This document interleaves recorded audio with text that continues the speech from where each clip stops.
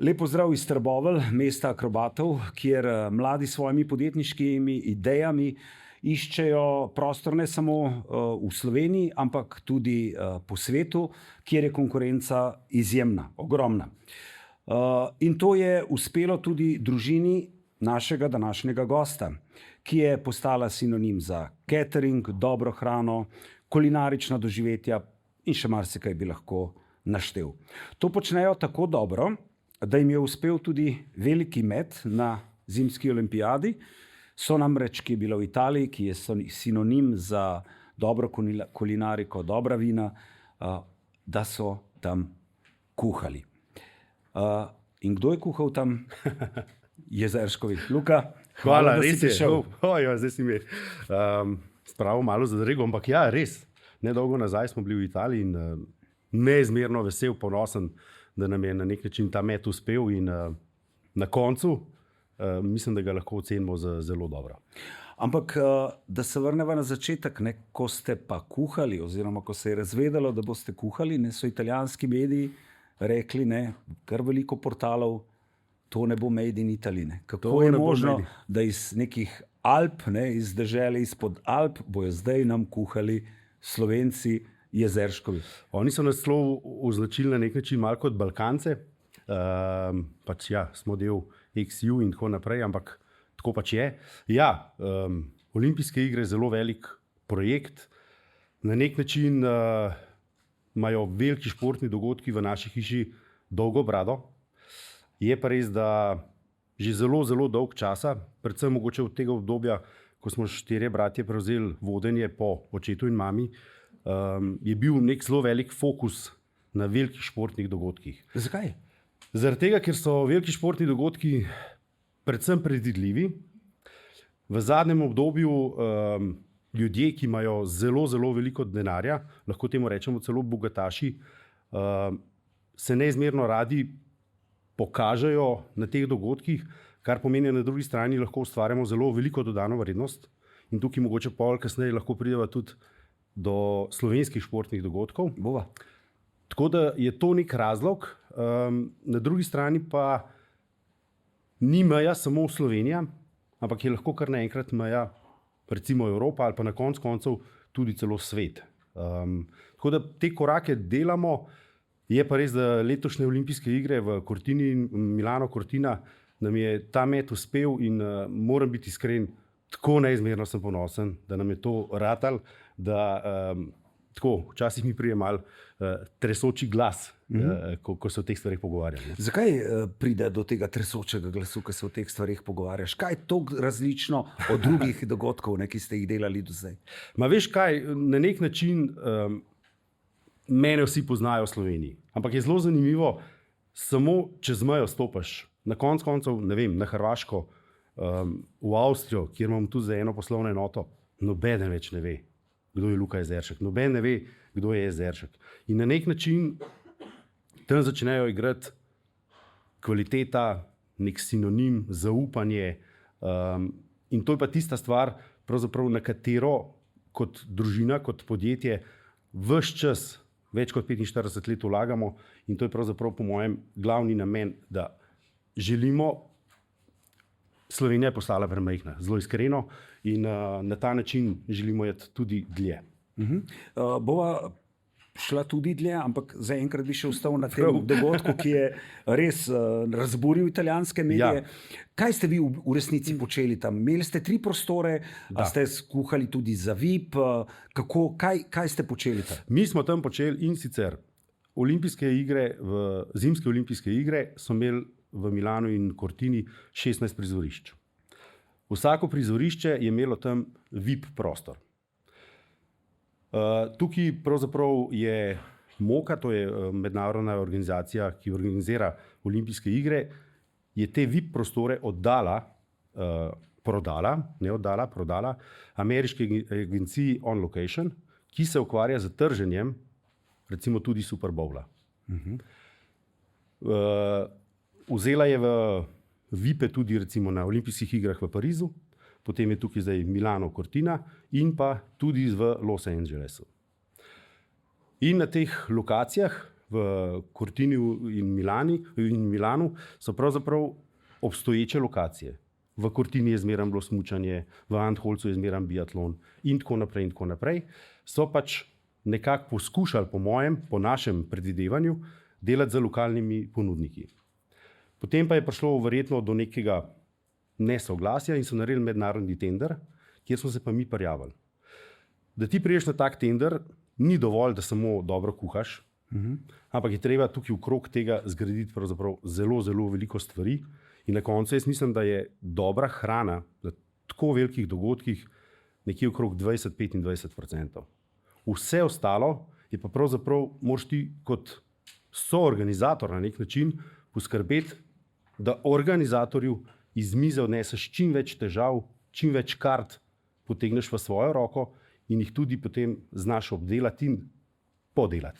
Zdaj, če praviš, da je samo 25% bila recimo na takem dogodku hrana, kaj vse ste morali potem vzeti organizatorjem iz rok, da so se potem odločili za vas, poleg tega seveda, da je bila hrana kvalitetna in kako oni preverjajo, kako zanesljiv partner ste, da boste v bistvu tisto, kar ste obljubili, tudi dostavili? V preteklosti smo mogli imeti neki referenc. Absolutno olimpijskih iger nismo imeli za referenco, delali pa smo recimo super pokal za UEFA. UEFA je največji organizator športnih dogodkov na zelo visokem nivoju, če gledamo Evropo. Ta super pokal recimo smo mi podelali in oddelali v Udinah, kjer sta se srečala zmagovalec Lige prvakov in Lige Evropa. Tam recimo je knjiga, v kateri definiraš, kje, kaj, na kakšen način, da se razumemo, mi smo tam imeli definirano, ko natakar drži pladenj, na kateri strani bo pivo z alkoholom, kje bo brezalkoholno, kje bo sok in kje bo potem šele recimo vino. To je vse iz razloga sponzorskih vložkov v vse te velike športne dogodke. Kar pomeni, jaz vložim v športni dogodek kot podjetje in potem zahtevam oziroma pričakujem, da se te stvari uresničijo. Ogromno je tukaj food industrije, če temu tako rečemo, so tukaj pivovari, čipsi in tako naprej, delivery zgodbe in pravzaprav oni na te dogodke vabijo svoje poslovne partnerje. In pravzaprav tam mora biti vse popolno. Ti pravzaprav je stvar tako daleč pripeljana, da pravzaprav predvidijo vnaprej vse scenarije, razen tega, kaj se bo na igrišču zgodilo. Ostalo vse pod kontrolo. Ostalo je res vse pod kontrolo. Kje bo kaj stalo, kako bo kdo predstavil, kdaj bomo zamenjali prvo jed, drugo jed, tretjo jed, kaj se zgodi, ko gost prvi vstop, ko je pred polčasom, po polčasu, med polčasom, res mislim neverjetno, koliko detajlov lahko predvidiš na enem takem dogodku naprej. Kaj ste recimo pol kuhali na olimpijadi? Na olimpijadi, ja, tam smo pa recimo... A so še kaj špionirali Italijani, recimo? So? Ne, absolutno. Zdaj, če gledamo tako, mogoče malo iz big picture zgodbo olimpijskih iger ali pa velikih športnih dogodkov, tukaj govorimo prvo za logistiko. To je ogromno logističen zalogaj v povezavi z varnostjo.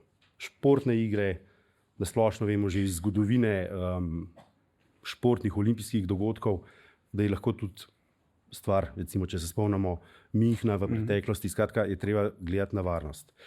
Potem je tukaj ogromno kadrovske birokracije. V naši ekipi, ki smo šli v Cortino, je bilo akreditiranih 160 ljudi. To so ljudje, ki so šli iz Slovenije in so gor en dan ali celo obdobje olimpijskih iger delali. Za vse te ljudi je bilo treba urediti vso papirologijo, to pomeni varstvo pri delu, HACCP, varnost, namestitve, premiki, akreditacije, varnostne oziroma zdravstvene papirje in tako naprej, ker je pač to napotitev na delo. Potem je tukaj zelo velik zalogaj bil namestitve dobiti, ker v času olimpijskih iger ali pa velikih športnih dogodkov ljudje spimo po več 100 km daleč, kar za sabo potegne tudi to, da se zelo dolgo časa porabi za transfer, za premik na neko lokacijo. Potem so pa tukaj zelo veliki izzivi z samimi lokacijami, kako priti do njih, kdaj jih nastopati, kako dobiti dovolj elektrike, dovolj vode, vsega tega. In potem se šele začnemo pogovarjati o tem, da je prostor lep, lepo osvetljen, da je miza na svojem mestu, da je toplo, da imamo glasbo v zadju. In potem šele pride do tega momenta, da kuhar, ki je lepo urejen, ki zna angleško, zna predstaviti jed, to jed dokonča, postreže, preda z nasmehom svojemu gostu, ki je ti dan prišel. In karte za take dogodke so zelo drage. Koliko recimo? Vse lahko rečemo. Ne, bom zelo, ker mogoče Slovenci nismo navajeni celo tega. Recimo žensko in moško smučanje so bile najdražje karte, verjetno zaradi tega, ker so bili Američani najbolj zastopani kot gostje. Je bila enodnevna karta za 1 uro pred tekmo in pa 15 minut po tekmi je bila 3000 evrov.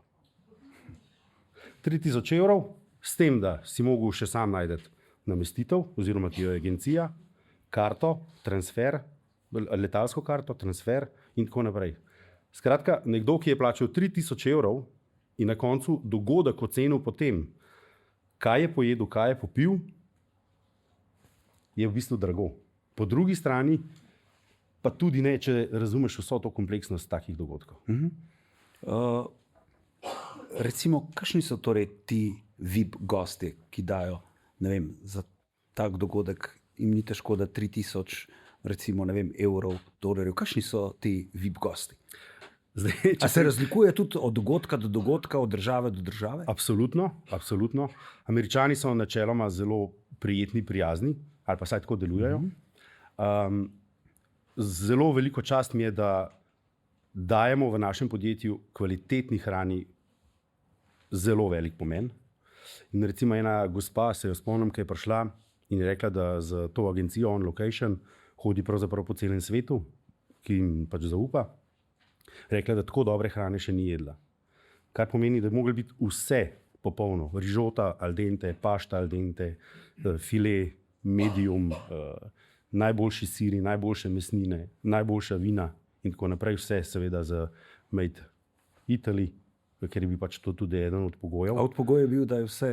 Tako, vse je njihovo, ker pač tudi so bile sponzorske zgodbe, ampak pravzaprav je to logično, da nekdo kot država vloži ogromne količine denarja v organizacijo, da potem poveže tudi to z kulinariko in s temi stvarmi. Ampak zdaj si ravno omenil te VIP goste, VIP storitve, kjer je seveda tudi ta dodana vrednost največja. Kdo pa od vaših, a tudi od vaših, iz vašega podjetja, potem se pravi na VIP-u strežejo, kuhajo najboljši? Strežejo najboljši, absolutno. Ena zelo velika prednost tega je bila, da je bil dogodek v februarju, kar pomeni, da je pri nas najnižja sezona.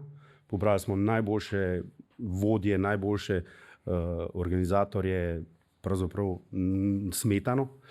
Na drugi strani smo pa poskušali biti tudi zelo, zelo odgovorni. Na dogodek smo s sabo peljali, mislim, da okrog 50 slovenskih študentov in dijakov, ker smatramo, da tako pomembni dogodki morajo pristati na nek način v CV-ju mladih. Jaz sem hodil po slovenskih šolah, srednjih, višjih, od vzhoda do zahoda, sever, jug. Neizmerna pripravljenost. Šole so prestavile izpitne roke, šole so vse naredile, ker moramo se zavedati, da olimpijske igre v naši okolici, tako blizu, bojo v tem primeru spet čez 4 leta v Franciji, ampak če gledamo prej, bili smo mi tudi v Koreji, potem je bil Tokio poletne, ampak so zaradi korone odpadle in tako naprej. Skratka, se bojo kmalu preselile na druge kontinente in vprašanje, kdaj bojo tudi opet v Evropi, če tako gledamo. Tako da, ja, sabo smo peljali ogromno študentov, dijakov, potem smo imeli pa še z eno šolo v Trstu, ki je pač zamejska, smo imeli sodelovanje in pa z lokalnimi šolami v Bruniku in pa v Cortini, kjer je pa v bistvu organizator naredil ta deal za šolo in je tudi njih potegnil zraven, tako da smo imeli pravzaprav tako zelo pisano množico sodelavcev. Kaj pa je bila tvoja vloga tam? Recimo in... Odvisen, koga vprašaš. Ampak ja, ne, moram biti zelo iskren. Mogoče to tudi celo ponos temu. No. Sama zgodba za olimpijske igre se je odvila zelo, zelo pozno. In mi smo s Pop TV-jem in z Masterchefom bili že zelo globoko v samem snemanju. In pravzaprav, ker je vse to nastavljeno, da se razumemo, recimo en Masterchef meni vzame nekje 6 mesecev, kar pomeni, da se od podjetja pravzaprav popolnoma umaknem. In v tem obdobju so se odvijale tudi priprave in sama izvedba olimpijskih iger. Tako da pravzaprav zelo operativno nisem bil prisoten vsakodnevno, sem pa preverjal neke stvari ali pa so me povprašali za mnenje, kako, kaj, na kakšen način, ker tudi v naši ekipi sem jaz zelo, recimo temu, logističen, logičen človek, ker to ti pač catering biznis da. A ste dobili potem kakšen feedback, pa greva potem naprej od te agencije, zakaj so recimo izbrali prav vas? Smo. V samem začetku celo, ker smo prej bila čisto na začetku ta kritik italijanski in tako naprej, ki se je naslonil, on nam je mogoče celo malo uslugo naredil, ker je na nek način imamo neplačan PR ali pa reklamo in se je v tem kar začel veliko govoriti, ker vsaka taka pogodba pravzaprav ne dovoljuje, da se kjerkoli pojavlja, ne vem, logotip Jezeršek, na servetku nikjer, na svinčniku, nikjer. Tudi oni zagotovijo vsa oblačila za tebe, za tvoj stav. Tako da pravzaprav tudi, ne vem, na štumfih, če imaš napisano nek brand, ti pridejo pa ti dajo druge štumfe. Tako globoko se pravzaprav v teh stvarih gre, ker so zelo pomembne stvari. Tako da na tej strani pravzaprav, kaj je bilo vprašanje? Če ste dobili kakšen... Ja, imam. Zakaj so se izbrali ravno vas? In potem so pravzaprav oni na podlagi vseh teh referenc, predvsem pa mi smo znali odgovoriti na vprašanja, kar se tiče varnosti, logistike, napotitve, in pravzaprav je bila to prva stvar. Druga stvar so bile tukaj reference, UEFA, potem slovenske organizatorje športnih dogodkov so poklicali, so vse preverili. Vse so preklicali? Vse so prej preklicali, tako da so rekli, nič ne rabimo nekih referenc, sam pridite pa, da se začnemo pogovarjati. In potem se je to začelo zelo hitro pogovarjati. No. Potem so prišli v Slovenijo, kjer so pravzaprav pogledali, kakšno imamo to centralno kuhinjo. Ta centralna kuhinja je v nadaljevanju postala tudi del varnostnega protokola in tako naprej. In potem so nas pač izbrali. Na drugi strani so imeli pa 16 lokacij, jaz mislim, da je bilo tam nekje 10 ponudnikov in so imeli tudi ogromno internih, recimo temu, inšpekcij.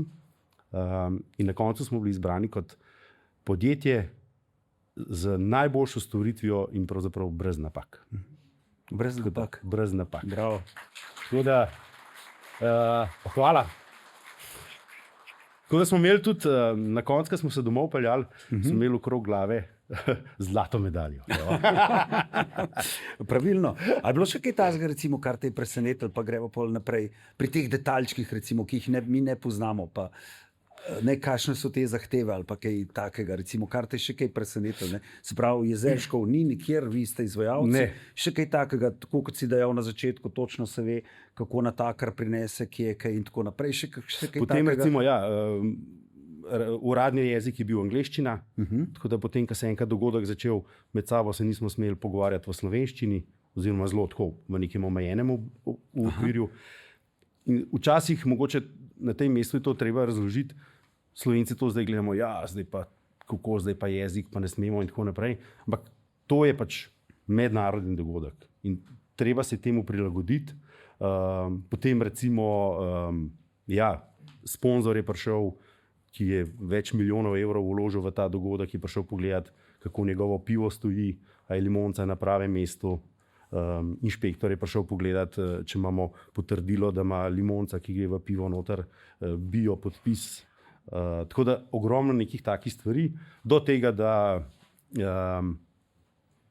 so francoski partnerji, ki so poskrbeli za elektriko, na robi zvezali faze, pa so nam 2 hladilnice skurali, do tega, da po noči voda zmrzne, pa naslednji dan, ko prideš, ne dela peč, v kateri bi nekaj kuhal in tako naprej. To so pa čari na nek način ali pa izzivi, ki jih pa prinaša hospitality business na terenu, in to je catering. Ampak omenil si že na začetku, kdaj je zdaj padla odločitev, da je Slovenija za vas premajhna? recimo, in da ste rekli, gremo ven v tujino? Zdaj, v tem vidiku, da gremo ven, je že kar nekaj časa. Poskušali smo z franšiznim modelom na Hrvaškem, da mogoče še malo opišem, na ta način kot catering dejavnost, kot smo mi organizirani, jih je po mojem v Evropi nekje 10 ponudnikov, da se izključno ukvarjamo z catering dejavnostjo. Ampak če smo ravno zdaj pri tem, pa sam da razložimo, se pravi, za koliko ljudi lahko recimo vi naredite catering, koliko ljudi imate zaposlenih, kakšne so to logistične, ne vem, ali lahko ga naredite, prej si dejal, da celo sveta, če je treba, se pravi, Kopenhagen ni problem več in tako naprej, Evropa ni problem, da nam malo opišeš v bistvu, kako to izgleda pri vas in koliko ste vi veliki. Mi na leto naredimo nekje od 2000 do 2500 catering dogodkov, nekje 20% v tujini. Koliko je to na dan? To je 6-7 na dan. Od velikih, majhnih, recimo najmanjši za 2 osebe. A to greš? Mi vse delamo. Mi vse delamo. Ne, vse prav, če plačajo. Zakaj pa ne? Jaz sem, če plačajo, zakaj ne? Največji je bil pa sicer piknik, pa za 28,000 ljudi v zlatih časih Mercatorja. Ampak včasih je dogodek poroka za 100 ljudi bolj zahtevna, kot pa mogoče piknik za 28,000 ljudi. Zato, ker so pač tukaj zelo veliki logistični zalogaji, kaj, ki na kakšen način to rešiti. Skratka, hoteli smo iti na Hrvaško in smo se tam kar konkretno opekali. Zaradi tega, ker pač ta trg ni pripravljen na neke take resne zgodbe, kar se tiče franšize, nekega korektnega odnosa, partnerstva, skupnega grajenja na trgu in tako naprej. In se prav spomnim, tega ne bom nikoli pozabil, ker smo razvijali z enim podjetjem franšizni model in rekel, joj, vi morate iti na sever. Severa se vsi bojimo, ne? Jezik je, vse je bolj po regalcih, jug nam je bližje, lažje se sporazumevamo, to malo, mi ovako, to čemo, mi to, kafica, čemo. To. Tako. Na severu pa tega ni tako. Tako da je bilo to.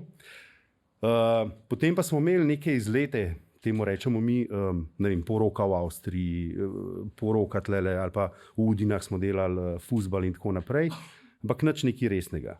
Potem pa se je zgodba pojavila tega gradu Tagenbrun, blizu Celovca. Tam smo pa videli priložnost, da imamo neko svojo lokacijo, iz katere mi lahko štartamo iz vidika, da rečemo, mi smo tukaj doma. Mi smo podjetje, ki smo na Koroškem, ki smo v Avstriji. Ker kukarkoli mi imamo to nalepko, da smo Ausländeri ali pa kukarkoli zdaj to se sliši. In nismo mogli priti na to. In se je potem ta zgodba recimo odvila zelo zanimivo, ker smo prišli v Avstrijo, se je Sturm Graz in pa Salzburg sta se uvrstila v Ligo prvakov in UEFA je želela imeti storitev Champions Cluba in tam z lokalcem neki niso skupaj prišli, ni razumel njihovih standardov, so nas poklicali, smo not skočili in ko smo tam naredili, recimo tam imaš zelo zanimiv sistem, hodijo okrog med gosti in ti dajo kar telefonček in izbereš anketo. Oni skozi preverjajo, kako se ti zdi, kako vam je, a se imate v redu, a je dobro za jesti, a je dobra storitev. Skozi preverjajo, kako se gostje počutijo. In tam smo dobili zelo dobro oceno in potem se je tam zgodila zgodba Udin, super pokala in smo tam dobro oddelali. In ko enkrat prideš v te sfere ljudi, ki organizirajo na tem nivoju, v teh krogih, ker nekdo je zdaj na olimpijskih igrah pol leta, druge polovice pa recimo na fuzbalih, in ti pravzaprav tam začneš ribart, če temu tako rečemo, in te ljudje opazijo in si opazen in potem imaš priložnost nekaj dobrega narediti in zelo hitro se pojaviš na tem radarju. Je pa potem odgovornost zelo, zelo velika. Ampak kako je prišlo do tega sodelovanja z tem lastnika posestva gradu Ridlam? Ta Avstrija, kako se je potem ta zgodila in kaj zdaj tam počnete? In ali je to zdaj ta odskočna deska vaša, če tako rečem, za sever? Je to naša odskočna deska. Absolutno še ni zgodba, ki bi prinašala, ampak je zgodba, v katero še vlagamo. Ja, poznamo kar nekaj investicij ljudi, podjetnikov, ko jim na svojem strokovnem področju zelo dobro gre, recimo ta družina dela ure, jim zelo dobro gre in potem vidijo neko priložnost nekje lokalno in vložijo v turizem in je potem mišljenje, jaz bom tam to naštimal, ljudje bojo noter delali, rjuhe bojo menjali, pivo bojo odpirali pa Coca-Colo, ampak potem ugotovijo, da temu ni tako. In ta investitor oziroma ta družina v Avstriji je vložila v grad 110 milijonov evrov. Po 5 letih niso več vedeli, kje so, kdo pije, kdo plača in tako naprej. In so pravzaprav oni sami nas poiskali. A sami so vas poiskali? Ja, preko slovensko-avstrijskega združenja gospodarskega v Celovcu. So prišli do nas, da smo pač resni in smo šli potem to gor pogledati. Neverjetno, vam svetujem za en tak lep izlet. Zelo lepa lokacija, zelo lepo odprti smo, normalno vse funkcionira. In pravzaprav je bila to neka odskočna deska, da gremo prvo v Avstrijo in potem poskušamo iti naprej. Pa kaj počnete vi tam zdaj, recimo, v tem gradu, v tem posestvu in tako naprej? To je posest, ki je velika 45 hektarov. Oni so recimo posadili vinograde. To je zelo podobno, kot bi v Sloveniji v Tržiču posadil vinograde. Oni stavijo na to žogo, da za klimatskimi spremembami, da bo tudi na tem področju zelo dobra pridelava dobrih vin.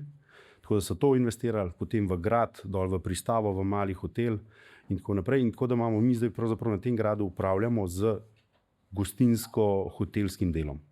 Gor imamo svojo ekipo iz Slovenije. Koliko je veliko recimo ta ekipa? Gor je recimo ekipa velika, tam 25 do 30 ljudi, malo sezona varira gor in dol.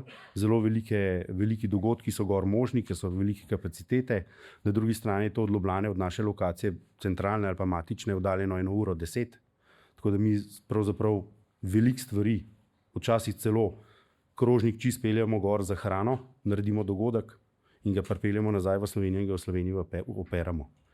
To je pa ta naš poslovni model, ki ga pač imamo razvidga, kjer pravzaprav v glavni kuhinji v Sori pri Medvodah naredimo vse te dogodke in nam je pravzaprav na eni točki, ko imamo vse pripravljeno z vso sodobno tehnologijo, nam je pravzaprav vseeno, se peljemo v Ljubljano na dogodek, se peljemo v Trbovlje, Portorož, Celovec ali pa v Berlin ali pa v Cortino, ker je pač to nam danes omogoča in potem na lokaciji te jedi sfiniširamo, dokončamo, pripravimo, da je to tako, kot mora biti. Kako to bolj izgleda v praksi, recimo? V praksi? Ko dobim, to recimo, kako to vse pripravite? Ti pravzaprav ne veš, da smo to naredili v neki centralni kuhinji, v glavni kuhinji, zaradi tega, ker se, ne vem, zelenjava se samo marinira, se nič ne opeče, ker zastopati treba pri catering dogodkih, da kvaliteta hrane najbolj pada, ko mi transportiramo toplo. Če pa mi recimo doma za en piknik danes naredimo solato, pa jo damo v hladilnik, pa jutri, ko strežemo, je mogoče ta solata celo še boljša. In to je pravzaprav čar teh dogodkov in pa v bistvu oddaljenosti 500 km od Slovenije, kjer smo pa pol že v Milanu, recimo v Münchnu, Budimpešta, Dunaj, Zagreb, zelo veliko delamo Hrvaško in Dalmacijo in Istro in pravzaprav usedemo se v kamion, ki je hlajen, usedemo se v avtobus, ekipo peljemo dol, stvari podelamo, naložimo nazaj in se peljemo domov. Koliko ljudi je v Sori, recimo, koliko jih dela v tej kuhinji v pripravi, recimo? V glavni kuhinji dela tam nekje okrog 40-45 recimo operative, to pomeni skladišče, logistika, kuhinje in tako naprej, in pa nekje okrog 20-25 v skupnih službah. To je pa kadrovska, marketing, računovodstvo in tako naprej. Dvor Jezeršek? Potem imamo pa Dvor Jezeršek, to je na Brniku, zraven letališča, to je tudi naša lokacija, ki smo investirali pred 20 leti. Zelo težki časi, takrat 2007 smo odprli takoj gospodarska kriza. Ker se to spomnim, je groza. Je bil to recimo najtežji trenutek? Še več jih je bilo, po mojem, za fotra mojega. Ne bom pozabil enkrat, ker smo novo hišo kulinarike, kjer imamo zdaj catering bazo, iz domače garaže, kjer smo pravzaprav začeli, je oče naredil res veliko hišo, 2500 kvadratnih metrov. Vsi so mislili, da smo izmašali. Še danes ta hiša služi svojemu namenu. Ni imel denarja, ni imel denarja, da bi prevezal telefon. In smo mi, otroci, doma sedeli zraven telefona, ker takrat je pač to vse tako funkcioniralo, pa faksi in tako naprej. In je vsak mogel zraven telefona sedeti in smo dvigali telefone zato, da so nas ljudje sploh najdeli. Ker če ni noben dvignil telefona, pač ni bilo posla, se je čisto enostavna matematika. Tako da teh zgodbic imamo mi, pa da ne govorim zdaj korona, pa zdaj ta trenutek ogromno azijskih gostov, recimo iz Blejski grad je naša lokacija, druga najbolj obiskana točka v Sloveniji, kjer se plača vstopnina, takoj za Postojnsko jamo. Ena agencija nam je odpovedala okrog 100 grup. Za letos? Od zdaj do recimo tam nekje junija. To so agencije, ki vozijo predvsem azijske goste. Te azijski gostje naredijo v 10 dneh turo od Minhna do Dubrovnika ali pa še celo nižje. V Sloveniji so mogoče na Bledu na kosilu, pa so že kar na otočcu. Pač tako je to sprogramirano. Ampak ja, čim se nekaj zatrese, se treba takoj drugače postaviti, takoj drugače obrniti. In kako ste se recimo zdaj vi drugače postavili? Še malo čakamo. Še malo čakate. Kako vsi na boljše čase, pa na cenejšo nafto. Tako je. To se strinjam. Ampak dajva se vrniti še na ta dvor Jezeršek.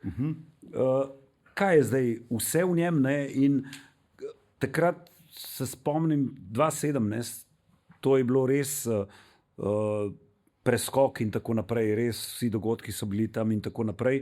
Kako ste potem zadevo rešili in kako je zdaj, kaj tam funkcionira vse? Zdaj, mogoče sam še neko ozadje tega.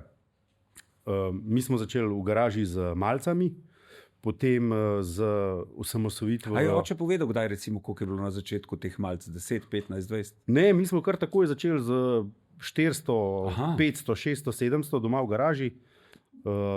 Foter je avto ven zapeljal, ploščice položil malo višji. Kotle noter pa smo že imeli. Zdaj je bilo 25 let. Prva malca je bil pohan piščanc in pa krompirjeva solata.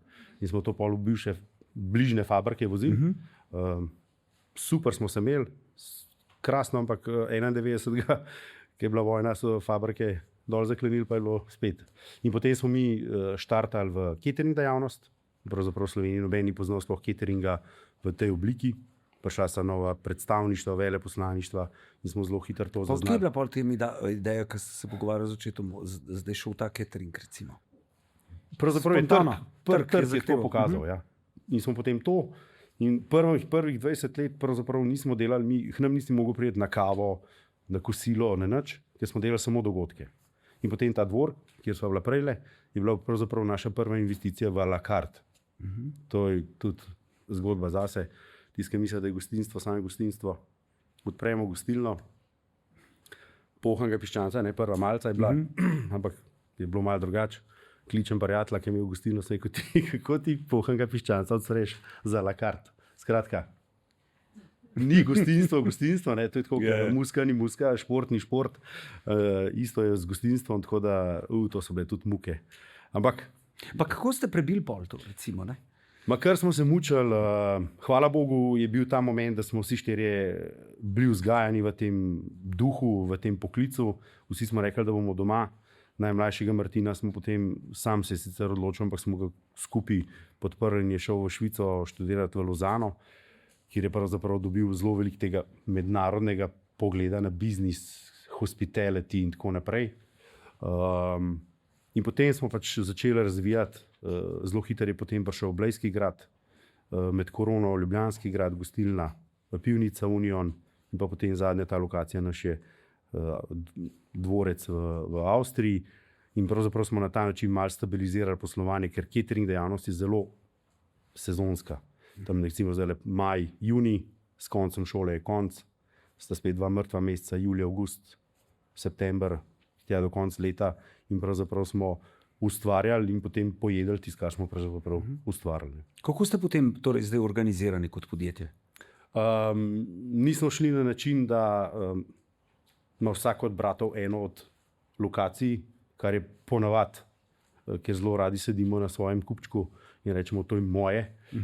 Ampak smo šli v delitev, recimo temu nekih, ali temu stebri rečemo, ali pa odgovornosti. Tako da Martin najmlajši je direktor, Jure skrbi predvsem za ta catering in pa velike stranke. Recimo Jure je dobil olimpijske igre, Jure je začel ali pa dobil stike z UEFA in tako naprej. Rok je pa zdaj iz tehničnega prešel, smo kupili eno kmetijo, tako da bomo zdaj imeli svoje ovce, bo zdaj se tja umaknil na ta del. Jaz sem pa Luka in pol sem pol leta na Pop TV-ju, pa pridem nazaj domov, pa provam, če mi še kartica prime, pa če imam še svoj računalnik, pa svoj stol v pisarni, tako da imam še. Pa takrat je pa zdaj, recimo v četrtek imamo finale Masterchefa. Po je 1. maj, pol je pa sezona tukaj in pravzaprav pol skrbim in pomagam operativi pri nekih takih res velikih in zahtevnih projektih. Ampak so ravno pri Masterchefu so zanimivi kandidati, bo? Zelo. Pridite kaj pogledati, bom. Ker so sodelavci. Ja, bom. Ne, super, mislim, tudi Masterchef, top, mislim, tudi, če ga zdaj mogoče malo na poslovni del, ne? Ravno, ko smo se dobivali z organizatorjem, ki je prišel v Slovenijo on location v našo hišo, ne? Mi smo imeli prvi snemalni dan in jaz nisem mogel biti prisoten, ampak sem vzel telefon, sem se posnel v Masterchef kuhinji, zadnji bil logotip Masterchef, se je koživel, vas pozdravljam tukaj, pač žal ne morem biti z vami in tako naprej. In ker je Masterchef svetovni brand, pravzaprav ga ti lahko popaš kjerkoli. Ni nujno, da poznajo Luka Jezeršek, ampak Judge brand, in Masterchef, in pravzaprav je moje udejstvovanje, seveda imam to rad. In fantje, bratje mi rečejo, da ne boš hotel več tega delati, in noben rekel, da moraš. Ampak je tudi del poslovne odločitve, zakaj sem jaz sodnik v Masterchefu. Pa kako je prišlo do tega, da si ti v resnici postal sodnik v Masterchefu? Na Pop TV je se rabila enega, pa so me poklicali, pa so pa tam malo smo se hecali, malo kako pa kaj. Videli so, da znam nekaj izgleda povedati. Predvsem pa, bom zelo iskren, neizmerno občudujem ljudi, ki vstopajo v katerkoli poklic z velikim strastom, z entuziazmom. Res, to je meni neverjetno. Jaz, naš družinski posel gledam, to je posel. Pa rad jem, rad pijem, rad imam dobra vina, rad gostim. To je v meni, ker če ne bi bil v tem. Ampak, ko imaš pa ti pred sabo 16 ljudi, ki pustijo družine, službe, me razumeš? In nekdo reče, jaz bi rad v tem ustvarjal. In potem ga ti začneš spremljati in vidiš, da je en v čisti fine dining, ki bi rekel, pejt hani rož, pa tam kuhaj. Enega bi dal v vaško gostilno, nekoga bi dal v food truck. In tem pravzaprav pomagati, jih malo usmeriti. In iskreno, jaz mislim, da zaradi Masterchefa imamo mi v Sloveniji, ne vem, koliko imamo srednjih gostinskih šol, je to tudi razlog, da so te šole še. Ker če gledamo druge cehe, tesar, avtoklepar, ličar in tako naprej, kaj bi vse dal, da bi imeli tako prepoznavnost, ne samo skozi Masterchef, ampak na splošno to kuharijo, ki jo pač televizija zelo rada ima, oziroma mi kot gledalci doma. Koliko je pa recimo to spremenilo, recimo potem ta tvoj vstop v Masterchef, recimo to tvojo kariero? Kje so prednosti, kje so slabosti in tako naprej? Ok, pol leta te ni, po drugi strani svojo prepoznavnostjo prinese spet k prepoznavnosti podjetja in tako naprej. Ampak zate recimo osebno, koliko je to spremenilo? Mislim, potem to so te kar zaenkrat niso cukali urkal samo za gostilni, ampak tudi zunaj, ki si bil drugje in posod, tako naprej. Posod. Mislim, vsi te poznajo, absolutno. Ampak jaz tako rečem, to je pač del tebe. Res rad se družim, rad sem z ljudmi, rad grem v krog. Ko ti pa pride čez, greš pa na jadrnico, pa si sama, pa se nekam zasidraš, pa te noben, sej sam veš, mogoče včasih ti pride to čez, mogoče v kakšnem momentu, ko bi želel biti za družino, ampak na drugi strani je pa ogromno nekih res lepih trenutkov, ki ti pač ta prepoznavnost na nek način daje. No. Vedno sem se spraševal, recimo, ko sem bil na Blejskem gradu, pa sem potem pogledal to vašo restauracijo, izjemen pogled, vse je lepo urejeno in tako naprej. Kako vi v resnici privabite goste tja, da gre nekdo tja še kaj pojesti in tako naprej. Da ni to samo, imam pogled, nekaj na hiter spijem, itak je vse drago, pa grem. Predvsem s kvaliteto. Na enem blejskem gradu, kjer velika večina gostov prije samo enkrat v življenju tja gor, bi mi lahko rekel, lahko bi to izkoristili. Ga ne boš nikoli več videl. Bo šel, veš, kaj bo on, jutri bo že ne. Ampak ne, mi zelo veliko delamo na spremljanju gostov. Po vsakem dogodku dobi naročnik in nas oceni. Po vsaki rezervaciji dobi nazaj gost, ki je rezerviral ocenjevalni list in ga prosimo za njegovo mnenje. In tudi v poslovnem modelu mi to vežemo potem na nagrade zaposlenih in tako naprej. Skratka, imamo nek sistem nagrajevanja. Na vse ocene, ki jih imamo, ki jih dobimo slabe, se odzovemo, pokličemo, poskušamo razumeti nasprotno stran, kaj je želela s to oceno podati, odgovoriti, kaj je v naši moči in tako naprej. Skratka, do slabe ocene se zelo odgovorno ravnamo in na ta način, ker je to tako funkcionira, imamo na drugi strani zelo dobre reviewje na Google Maps, na TripAdvisor in tako naprej, ki ti pa v sodobnem svetu prinaša goste, nekdo, ki prvič pride v neko okolje, tudi jaz, pogledam na Google Maps, pogledam ocene, malo reviewje, te dobre, te slabe, nekje vmes, malo po slikah in pravzaprav je to razlog, da ljudje pridejo v tvoj lokal. Kaj je torej za vas gost? Zate, kaj je gost zate? Gost je zame, če gledam zdaj kot dogodek, recimo, to je lahko poroka, kdaj sta ženi in pa nevesta ali pa organizator nekega dogodka zadovoljna, takrat, ko so gostje zadovoljni. Kar pomeni, da mi moramo poskrbeti ne samo za dobro hrano, o tem sva že malo govorila, ampak za nek cel experience. Ljudje danes ne hodimo, žal, velika večina, lačni po tem svetu. Mi vsi imamo preveč dogodkov, bodimo zelo iskreni. Tam, praznovanje, sploh nimaš več vikenda, da bi normalno doma bil pa, ne vem, vrt okopal, ampak nam se vsem preveč dogaja. In ko sem jaz nekam povabljen, si želim, da se meni tam nekaj lepega zgodi. In s tem namenom gremo mi v organizacijo pravzaprav vsakega dogodka. Mi ta prvo želimo zavedati od naročnika, kaj je njegov cilj, kaj bi on rad želel. Mi se čist na koncu pogovarjamo, kaj bomo kuhali, kaj bomo stregli. Ampak, a bo stoje, a bo sede, a boste prej od zunaj, bi bili noter, a bi bilo drugače, a imate uradni del pa pol, a bomo prej hladne jedi ali pol, kdaj bomo sledico dali, kako bomo dosegli wow efekt. Mogoče ena zelo zanimiva zgodba, če imamo čas. Malo. Mi smo delali otvoritev v Zagrebu, to je bil najboljši dogodek res. Otvoritev nove linije Zagreb-Dubaj za Emirate. Isto, pride povpraševanje, last minute, mislim, da je bil dolg 8 strani. Kje, kdaj, lokacija, kaj imajo želje, vse piše. Na teh mednarodnih tenderjih to vse not zajamejo. In to je bila ekipa, ki je skrbela za Emirate samo za otvoritev novih linij, ampak dogodka ob otvoritvi nove linije. To je za njih najbolj pomemben dogodek. In mi 2 dni prej, dol tasting, mi vsi, kako 2 dni prej tasting, oni bi radi imeli to, oni bi radi imeli to. Ena Indika je bila taka simpatična, ful, pa še 2 sta bila zraven.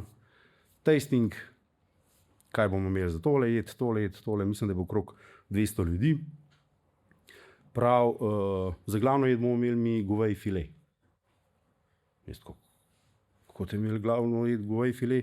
Mi ne vemo, kdaj bo konc programa. Goveji file je on time, at a time, ala minut. A ne? Rekla na skrbi. Jaz sem tukaj z enim razlogom. Dajte mi vi povedati, Jezeršek, zakaj ljudje letijo z nami. Ne vem. Rekla, tisti, ki želi leteti iz točke A na točko B, pocen, ni naš gost. Ampak je naš gost tisti, ki želi z nami narediti iz tega potovanja doživetje. Je rekla, a veste, kdaj se začne dogodek? Ko gremo mi od doma, zaklenemo stanovanje, se peljemo, se nam vse zgodi in se nazaj pripeljamo in damo spet ključ. To je dogodek. In zdaj zračunimo, kaj se mora vsem tem dogodku zgoditi in potem ugotovimo, da mogoče hrana tudi ni več 20% ali pa če še manj. In potem je bila ta zgodba okrog biftka in glavne jedi in tako naprej. In rekla, jaz, ki te bom poklicala, ti moraš meni povedati, čez koliko minut bo biftek pri prvem gostu, pri najbolj pomembnem gostu. Pri predsedniku uprave, zdaj bo pa minister Hrvaški sedel. Jaz to naredim, ok, sem rekel, kako te pa vi zafilali? Je rekla, jaz se zavedam, ko bo imel minister Hrvaški govor, ne vem, a bo minuto, a bo 7 minut, ali bo sploh prišel, ali ga ne bo.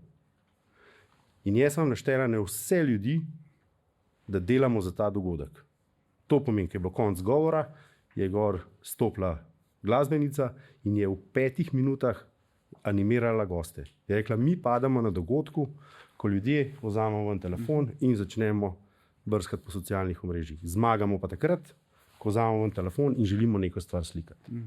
In pravzaprav je ona poskrbela, da so se ljudje skozi bili v flowu, skozi bili v dogajanju, skozi bili v dogodku. Na koncu je poskrbela, ker je bil dež, da je bilo tam 100 marel. In na koncu je poskrbela za 100 taksijev v Zagrebu, da so ostali v vrsti. Kolikrat si bil na dobri žurki, pa nismo mogli domov? Ja, 1000-krat. 1000-krat. In je to del dogodka, ker naslednji dan, ki si se rekel, ful je bilo dobro, sam dan pa nisem mogel. In tega ampak tam ne sme biti. Je pa res, da vse te stvari moraš imeti denar. In to je naš princip razmišljanja pri organizaciji dogodkov. Ali pa so kreirani dogodkov. Ampak, da si omenil denar. Zakaj potem ta odnos do denarja, recimo, ne vem, ko to gledaš pri nas, ne, še vedno tak, ne, da ali nekdo, ki ima denar, ne, ali ga ukrade, ali ne, in tako naprej. Oziroma se bom vrnil in obrnil malce drugače. Ne. Da je težko dati malo več denarja, ne, za malo boljše. Ne. Ampak da se še vedno gleda, ne sme biti predrago, ne sme biti tako, mora biti v nekih mejah normala in tako naprej. Ne. A veš, tam pa v tujini pa vejo, ne, dal bom 3000, ampak zato bom dobil vrh. Ja, tam, ko unka da 3000, se vidi, da je bil na VIP-u. A veš, ko pa gledamo nekem izdelku, ki ga mi mogoče pojemo, se pa ne vidi, kaj sem jaz pojedel. Tako smo pač narejeni ljudje. In zato... Kdaj ste vi ugotovili, da se vam bolj splača v narekovajih, da je ta poslovni model dober, če greš delati te dogodke, kjer je dodana vrednost večja, kjer ljudje vejo, ni problema. Naš fotor ima en. Najcenejši lahko sam eden. Sam eden je lahko najcenejši. Najboljših je pa lahko več. In to je bil zmeraj naš princip in razmišljanje. In to zastonkarstvo, pa to nas res ne zanima. Ker če ne boš, da gremo nekaj drugega delati. To, da se mučimo, ne gre. Že itak se mučimo, ampak boš, da se mučimo z dodano vrednostjo kot pa tako. Ampak kako je recimo potem prišlo do tega ne vem, sodelovanja, da ste vi odskočila, ne? In ste začeli delati res dogodke, kamor recimo težko prideš, ne? Na te UEFA, te dogodke, ki so vam potem začeli tudi odpirati vrata, potem tudi naprej v Avstrijo, da ste postali opaženi in tako naprej. Ne? Ker nekje se je mogel ta prvi preboj zgoditi. Ne? In koliko je bilo to težko, a je bilo malo sreče in kaj je to v bistvu pomenilo? Mi smo pri sebi vedeli, ali pa mi smo, ne bom rekel prepričani, ampak da smo med, če ne top 5, pa top 10 cateringov v Evropi. Ampak samo pač smo iz Slovenije.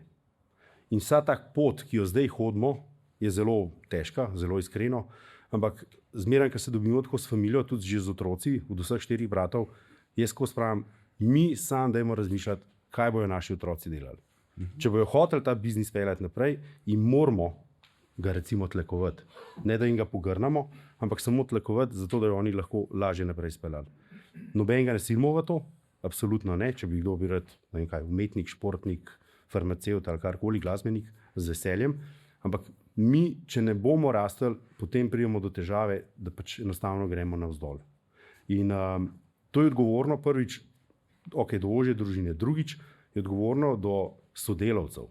S tem, ko smo mi odprli Blejski grad, je nekdo stopil tja, je nekdo od zadaj stopil naprej. Ko smo šli v Avstrijo, se je ta zgodba spet zgodila.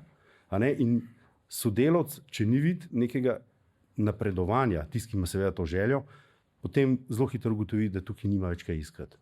In mi imamo res odlično ekipo, ljudi, ki so sposobni tako res Jaz jih občudujem, ker grem po dogodkih, kaj oni delajo, s kom se pogovarjajo. Jaz se včasih malo skrijem nekje od zadaj in tako s ponosom jih gledam. Zato, ker in mi smo tudi, naš poslovni model je ne pričakovati Luka Jezerškom za šporgetom, pa drugega brata, da bo ti izdal špricer pa pivo, ker ni to naš poslovni model. Naš poslovni model je brand Jezeršek, ne Luka Jezeršek. To, kar recimo imajo slovenski šefi, pa se stvari zdaj tudi že grejo v druge generacije in tako naprej, ker je zelo velik ime in priimek. Mi zelo dajemo na priimek. To je naš brand. Pa kako nameravate razvijati zdaj ta brand? Ne? Glede na to, da ste družinsko podjetje, bratje ste solastniki in omenil si te sodelavce, ne? Kako jih spuščate zdraven? Ne? Ker ravno to, kar si dejal, ne? Če ni neke motivacije, ne? Tudi človek ne vidi več razloga, da bi delal v resnici v tistem podjetju in tako naprej. Kje ste najdli to mejo, oziroma ta modus operandi, koliko spustite blizu sodelavce in koliko to ostaja zdaj še vedno v družini? Recimo, veš, ta odločanja, kam boste šli, kako boste razvijali brand in tako naprej. Koliko recimo sodelavci k temu prispevajo? Ali ste bratje na koncu tisti, ki rečete, verjetno itak rečete, tako bo ne, ampak koliko puščate ideje sodelavcev zdrav? Tukaj imamo pa zelo dobro, po mojem, rešitev, in sicer moj oče je skozi govoril, ti si lahko plačan iz dveh naslovov. Eno je lastnik, tam gre, ko se tala dobiček, in ko je izguba, nosiš v eno ali pa v drugo smer.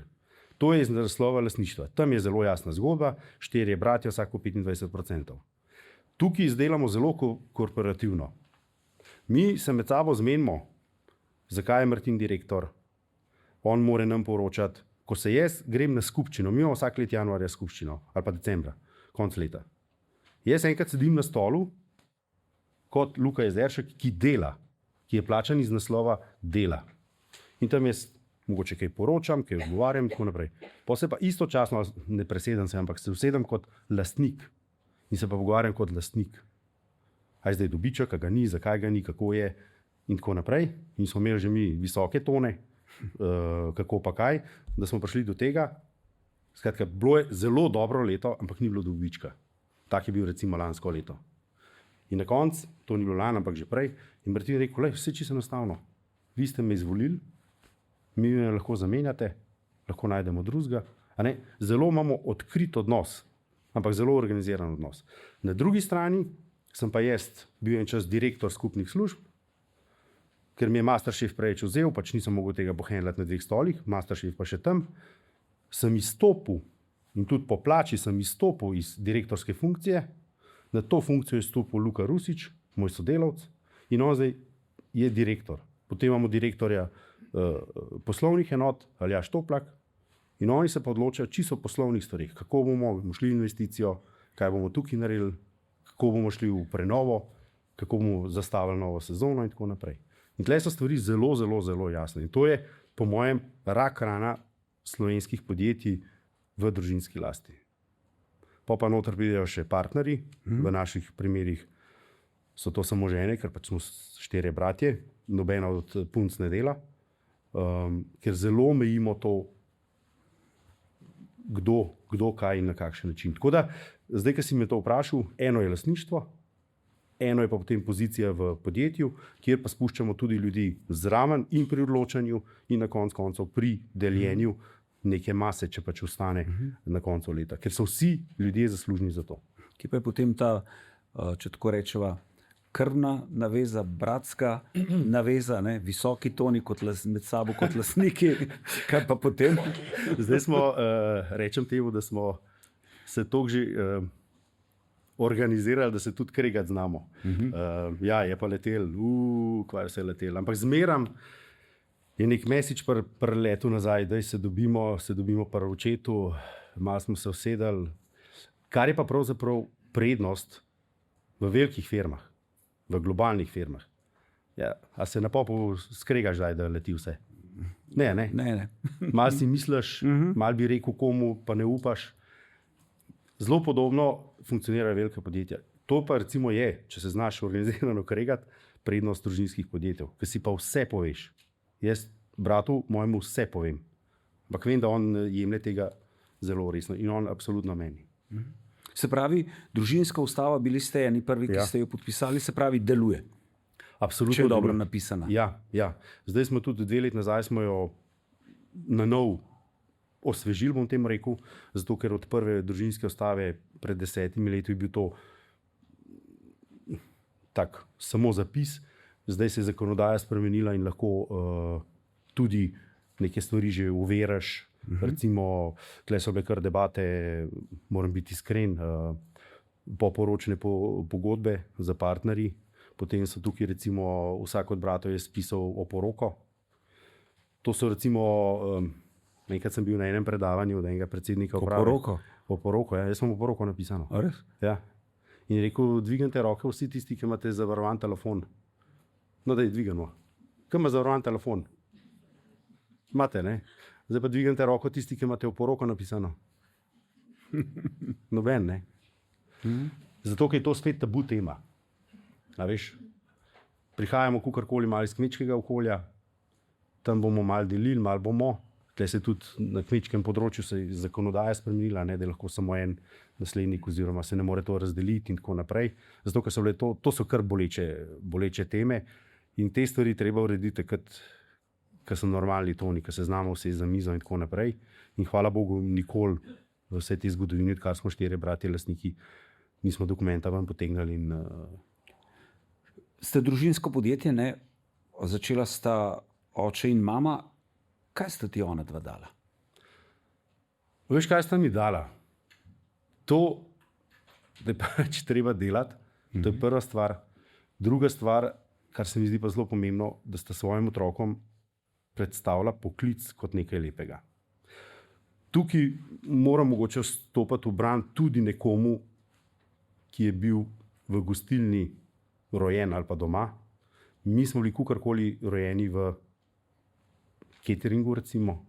Veš, nas je mama, pa je bilo zelo naporno za njo, nas je ona oblekla v kuharčke, nas je usedla v avto, pa smo šli v Cankarjev dom. Mi smo bili prisotni pri osamosvojitvi Slovenije. Mi smo bili prisotni na praznovanjih, obletnicah. Takrat, ko še ni bilo socialnih omrežij, ni bilo popina, ni bilo teh, so revije prihajale ven čez 3 dni. Jaz sem bil tam. Jaz sem poznal svoje estrado v slovenski vrh, politični, takšen in drugačen. Meni je bilo to čisto popolnoma nekaj normalnega, čisto pravzaprav vsakdanjega. Jaz sem v Ljubljani poznam Narodni muzej, Narodno galerijo, Cankarjev dom, parlament, vse prostore, vse lifte, zato ker smo se kot mulci tam malo preganjali, pa smo delali, pa vozili gor, pa dol, pa to robo in tako naprej. In to je verjetno razlog, da smo, zakaj bom stopil v bran nekomu, doma sem imel gostilno, on je prišel iz šole, ali bil oče ali pa mama, nekdo je bil v kuhinji, nekdo je bil za šankom in to je bilo to.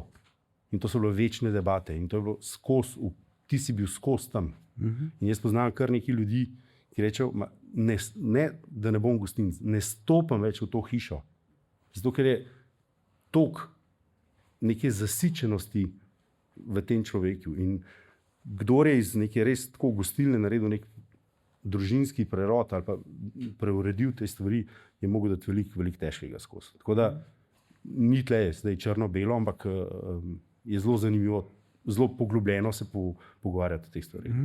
Kje pa vidiš recimo svoje otroke, ki so že prej omenila? Recimo, kako zdaj ti jih tudi oblačiš v kuharčke? Ja, ta prvega mal, Avštika je šel delati, je že toliko star. Hčera si je za Miklavža naročila kuharski predpasnik, pa je gor je imela željo, da piše Jezeršek. Za božička oziroma za novo leto si je bluzo za strežbo, pa smo še hlače kupili in zdaj se ona kar sama vzame telefon, pokliče vodjo dvora in gre ona dol in ona dela. In je to pa še... Pri koliko letih? Zdaj stara 9 let. 9 let. Ja. Dela. Ta mal je mal premajhen, vzamemo jih sabo na dogodke, te mal bolj velike, kjer stalajo sladoled od enega brata, od drugega brata. Tako, zopet želimo jim predstaviti, tudi pri teh družinskih ustavah so bili zdaj vse zraven, da znajo poslušati. Potem imamo enkrat na leto jezerško dan, temu rečemo okrog očetovega rojstnega dneva, kjer v bistvu se zmenimo za neke ključne stvari, kot družina bomo, zdaj, ko smo kupili recimo eno kmetijo, a jo kupimo, jo bomo kupili, in zdaj smo jo kupili in zdaj po enem letu smo se usedeli, kaj bomo gor delali, a boste pomagali in tako naprej. Kaj boste delali zdaj na kmetiji? Ker to še niste imeli, čeprav razumem. Ja, še nisem imel. Zato dajmo Pač neka priložnost se je aktualno, pojavila. povej. Ja. Neka priložnost se je pojavila, da sosednja kmetija se je prodajala od očeta. In je oče rekel, dajmo to zagrabiti, Ljubljana in okolica, mislim, da je okrog dobrih 20 hektarov. In zdaj imamo svoje jagenčke. Malo smo študirali, kaj je neko, in spet imamo tle neko zgodbo, lahko rečemo, da je marketinška, na drugi strani malo odgovorna in tako naprej, malo kot investicijo. Tako da, ja, zdaj, a kdo kmet, a kdo gostinec, a kdo direktor, to pa še ne vem. Zaradi mene lahko nekdo voz kombi ali pa čistilka, kot rečeno, lahko gre pa čist nekam drugam, ampak zdaj sva pa tle, ne? Ali bo dobil plačilo iz lastništva, ali bo pa dobil plačilo iz dela. In to sta pri nas dve zelo, zelo ločeni stvari. Kako ste to ločili? Čisto enostavno. Ti ne moreš priti v gostilno pa reči, otrok naš Coca-Colo. Ne gre. Ali pa Dunajca bi. Ni variante. Jaz živim na dvoru, v neposredni bližini, v neposredni bližini in jaz pokličem vodjo dvora, živijo, jaz bi pa rad to pa to, vzel sem 2 flaše vina, prosim, če mi daš račun, otroci bi nekaj rabili, a te lahko pridejo dol, ga pejte vprašati. Jaz prijem na dvor, domov, parkiram avto, grem čez vhod svoj noter in sem jaz tam doma. Ko je dvor štartal, sem bil tam vodja, ampak z vsemi obveznosti pač ne morem reči, ampak jaz zelo spoštujem. Jaz ne prijem na Ljubljanski grad, na Blejski grad, v pivnico, pa sem jaz zdaj tam neki pameten. Jaz prijem noter kamucek, jih pozdravim, živijo, kako ste, ljudem se fajn zdi, ampak na koncu, ko grem, ali račun podpišem, pa ga potem v računovci obdelajo, ali pa kar s kartico plačam in je to. Čist enostavna matematika je v bistvu, ko enkrat razumeš, da to tako mora biti. Kaj počnete zdaj oče in mama? Mama malo pomaga otroke merkati, foter pa denar šteje. Ja, ful dobro. Dobro. Se malo hecam, ampak je dejansko res. Dolgo šteje? Ja, kar za eno polovičko bi ga pa rabili, no. Mislim, ga rabimo. Dobro, super. Dobro, ne? Dobro. Ne, čestitamo. Prvoščimo. To je tak sanjski poklic, ampak je zelo odgovoren. Dejansko pride vsak dan v službo, vsi natakarji iz poslovnih enot v neke vreče oddajajo denar. Vrečke, niso vreče. Ne, pa saj tu, če bi bile vreče, ni nič narobe. In potem je treba ta denar prešteti, če je pravilno oddan, potem ga je treba zložiti, ga položiti z eno kmetijo, ki imajo mlekomate, je zmenjen, da nese ta velike, po 500 pa dobi drobiž, da ga naštivna za odprto kuhno, za dogodek, kjer se prodaja in pravzaprav, ja, dejansko šteje denar in handla s tem, prvič mu zaupamo, drugič je vsak dan v podjetju, se mu fajn zdi, operativno pa nič. Ampak zdaj se mi postavlja eno zanimivo vprašanje. Pa koliko je tega, recimo, lahko vzameš tole, kar moje izvoli, koliko je te gotovine sploh še zdaj v gostinstvu v primerjavi z začetnimi let, koliko je teh kartic in tako naprej? Ker, ne vem, zdaj... Skoraj pravzaprav gotovine je, jaz mislim, da ne vem, če je, ni nikje pa. Mogoče v restauracijah, da je nekje 30%, čist kot catering pa pravzaprav ni gotovine, ker se nekomu izda račun in je to. Tako da črnega denarja teoretično ni. Povej mi, katere vrednote privzgajaš svojim otrokom, kako recimo z ženo Aleksandro funkcionirata, a se pogovarjata kaj v poslu ali ne, kako gre pa ta del? Ja, so kar zanimive te debate. Po eni strani imajo naši otroci prednost, da lahko delajo. To je že zelo veliko. A veš, nekdo, ki, ne vem, oče delal, ne vem, v eni fabriki, mama dela v šoli, ne more otrok jeti z njemu, tako kot smo včasih hodili, pa tam karkoli. Tako da to je že prva stvar. Druga stvar je pa tako, jaz sem mojim otrokom vsem povedal, da niti eden ne pričakuje, da ko naredil izpit za avto, da bom jaz kupil avto. Ni osnovnega pogoja. Zdaj je sin 13 let, 13 ima neke ideje za neke mopede, sego pa ne kupam tega. Ne kupam tega, zato, ker mi, ko smo delali, nam je oče skozi pisal ure. Nek listek smo imeli v sefu in gor je pisala Luka in je bilo toliko ur. Jaz, ko sem bil star 18 let, jaz sem imel za novega Twingota s platneno streho, pa metalno barvo sem imel. A ne? Ampak, ko sem imel idejo, jaz grem pa po kolo, si rekel, super, najti kolo, kakršnega si v škupu, pa sem najdel kolo. Pa sem pa razmišljal, da bi si novega skuterja kupil, takrat je bilo lihto ful popularen.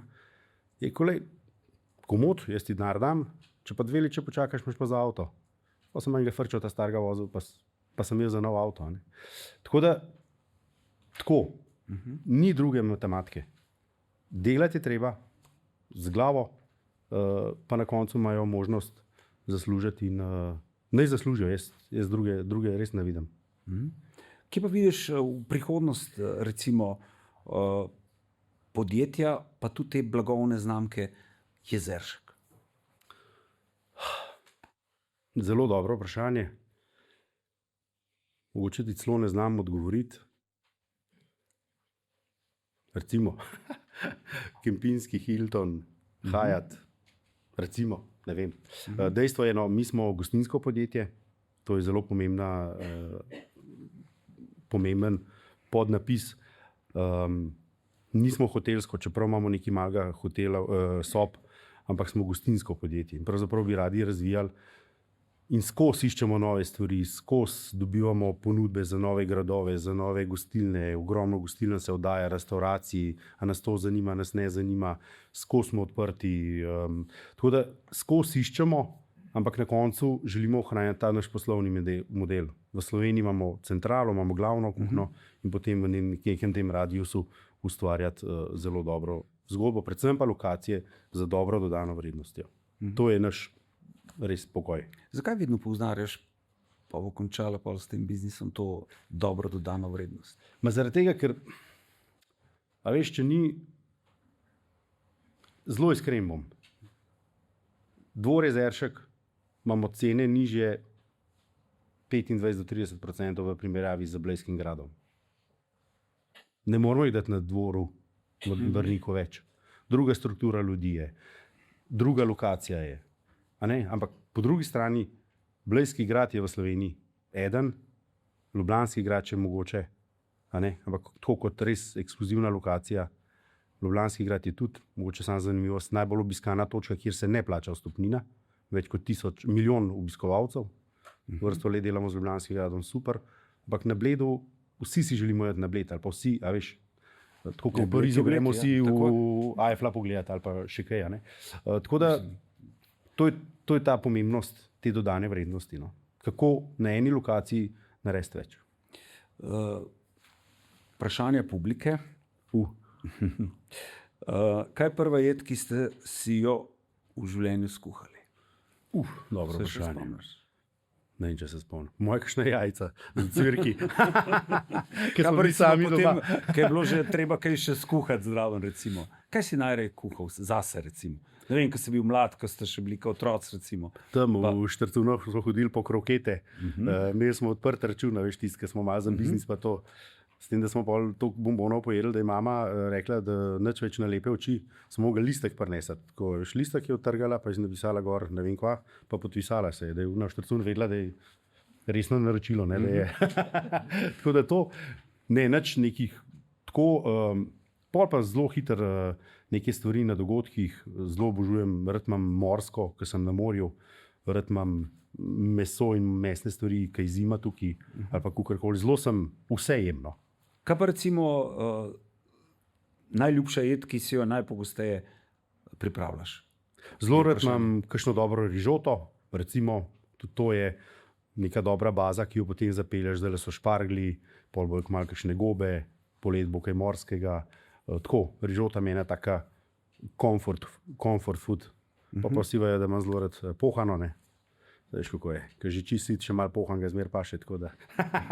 Ampak so ravno pri pohanju, se spomnim, zdaj to že 30 let nazaj možno. Zakaj ste vi takrat šli recimo v prav boj s čevapčiči in tako naprej? No, vi ste v resnici, so ljudje že malo pozabili. Kranjsko klobaso, vrnili nazaj na jedilnike. To so bile zgodbe. Zakaj ste se takrat rekli, bomo dvigali našo kranjsko klobaso nazaj? Veš kaj, mi imamo po moje kar veliko nekih odgovornih projektov. Eden je kranjska klobasa, potem je recimo šmoren, potem recimo zdaj v zadnjem obdobju zelo veliko na potici delamo. V nekem obdobju poslovanja smo šli tako globoko v to slovensko zgodbo tej Sloveniji ali pa v kosti Slovenije, da so ljudje mislili, da nič drugega ne znamo skuhati. Zato, ker pravzaprav, če mi ne bomo, kdo na drugi strani bo. In žal mi je, da se ta kranjska klobasa ni razvila, ker danes imamo mi, če gledamo po jugu, ex-ju kulinariko, imamo kakšne festivale, od Cvirkov, Čvarcev, Žara, Leskovac in tako naprej. Kam pa mi? Ne znamo tukaj na tem področju narediti neko stvar, pod katero bomo vsi ponosni, vsi veseli, da iz tega naredimo festivale. Potem imamo tukaj Avsenika. To so stvari, ki se tako dopolnjujejo, ki so tako kompatibilne za narediti dober produkt, kličejo potem, da je treba narediti produkt, ampak ne speljemo, ne rata. Zakaj ne speljemo? Ja, takrat mesarji niso razumeli te zgodbe, ki bi mogli pač malo vložiti, ker je to pač njim samo še eden od produktov v seriji, jih tudi na nek način ne razumem, a bi mogla tukaj zdaj država in tako naprej in smo zdaj tam, kjer smo. Pa kje smo recimo v slovenski kulinariki? Imamo vas, imamo Ano Roš, kje smo v resnici? Super smo. Mi imamo toliko dobrih ekip, toliko dobrih kuharjev, fantov in deklet. Zdaj le res prihajajo nove generacije. Zdaj sem bil z Igorjem Jagodicem, fanta svojega sina, ki ni kazal sploh, da bo šel v ta poklic. Mislim, da je nekje na severu, Kebenhavn ali kje, pač nima veze. Potem so tukaj nove generacije vinarjev. Vinarski trg je zelo trd kruh. Cel svet. Konkurenca je res neizmerna. To so svetovni brendi, če gledamo šampance, Bordeaux, Burgundija, novi svet. In mi tukaj probamo in gremo in so nove generacije. Ogromno restauracij, dobrih, takšnih in drugačnih, Bine za neko svojo zgodbo na Goričkem. Res, mislim, da smo zelo dobro pozicionirani. Pa zakaj to govorim? Zaradi tega, ker smo prišli pa v Avstrijo, na avstrijsko Koroško, tam je pa župa, pohano, pa štrudel z vaniljom, omako. In to je to.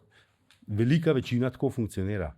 Pri nas pa že malo iščemo gostilno, kjer pa samo župa, pečenka. Ja, in ravno obratno. Res, ja. In tako zelo zanimivo. Zakaj misliš, da je prišlo do tega odboja v Sloveniji? Ker prej je bilo pri nas tudi tako. Spet smo pri dodani vrednosti. A veš, zato ker a lahko pečenko zaračunaš več kot toliko? Ne moreš. A lahko eno lončnico zaračunaš več kot? Ne moreš. Ker pa stvari malo drugače postavimo, malo ambient spremenimo, je pa kar naenkrat. Zdaj smo recimo pri burgerju. Za burger danes koliko že plačamo? Za pico v tej obliki smo kar naenkrat pripravljeni plačati 20 € ali plus minus. In tako je pri burgerju, pri craft pivu. In pač to tako je. Ampak vi ste bili v resnici začetniki v Sloveniji te ustvarjene, te dodane vrednosti skozi dogodke, ki ste jih delali, tudi večera nazaj. Vi ste vedno se ta hospitality v resnici znali iti, ste ga razvijali tukaj v Sloveniji. Ja, to so pa neki dogodki, ki pa poskrbijo, da spet smo pri doživetju, pri experiencu, večera nazaj ali čist, mogoče ne vem, poznate ali ne poznate, ampak lahko razložiš malo na hitro. Ja, zelo na hitro. Gondolo imamo na Krvavc, kako pravijo, trezna ideja je slaba ideja. Enkrat smo bili za šankom in smo bili pametni vsi, kako bi nekaj naredili. Smo najdel vašega mizarja, ki je naredil mize. Mi imamo catering ponudbo, catering opremo, dva gostinca, Krištof, smo se povezali, vinarje smo dodali in danes mi prepeljamo, jaz mislim, da več kot 3500 ljudi na večerje nazaj. In to je dogodek, ki se vseh 3000 plus minus ljudi pelje mimo dvora. Jedilnik je pravzaprav skoraj ne skozi enak. Jaz temu rečem, da je to Gardaland. Danes imamo v čakalni vrsti 500 ljudi, ki čaka za to, da mi odpremo nove termine, da ljudje pridejo. Zato, ker pač ne greš nekam jesti, zato, ker si lačen, ampak greš po neko doživetje. In teh zgodb je v naši hiši res veliko. In za zanimivost, nikjer prej nismo tega dogodka ali pa takega dogodka najdel. Danes hodijo v Zagrebu, imajo željo to narediti. Pa jim malo ne rata. V Avstriji zdaj kar nekaj poskusov, da bi to naredili. Nobeden pa ne dela tega tako kot mi. Več kot 30 dogodkov na leto naredimo. Se pravi, za konec lahko rečemo samo, da ostanete tu, kar ste. Mi smo tle, z veseljem.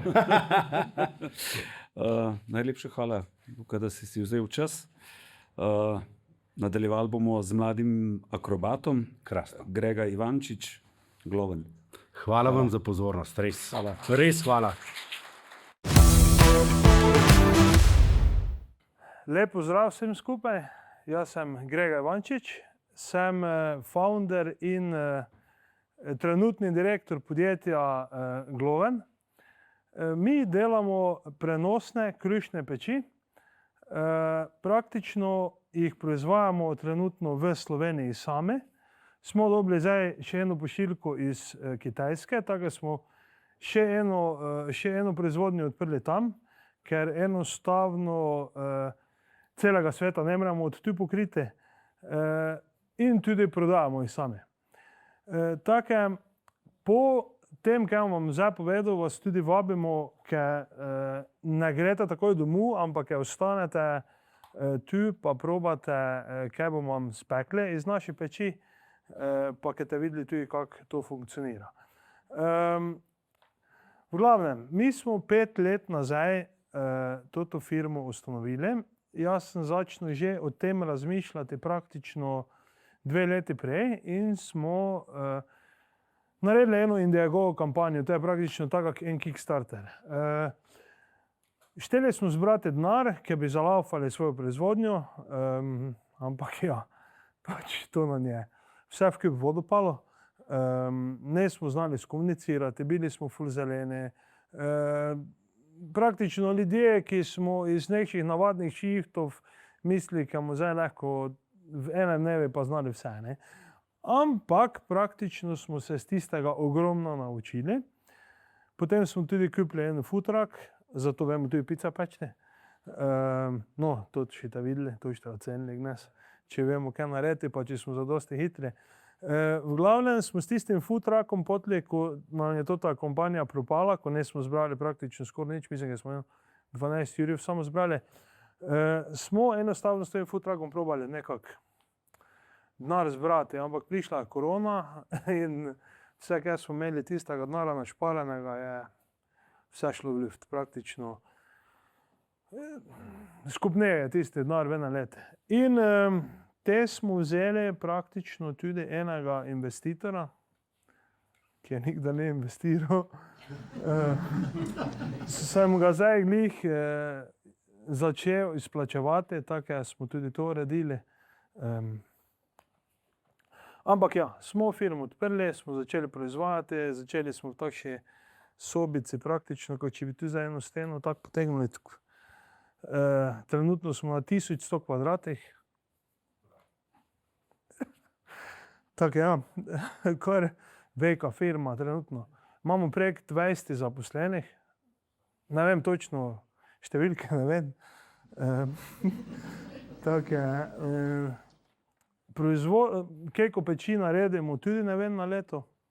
Vem pa, ker smo lani naredili 2,5 milijona. Končno smo tudi nekaj dobiček prikazali. Ja, v glavnem, lahko vam tudi povem, ker mislim, končno lahko tudi rečem letos, gremo v Ameriko.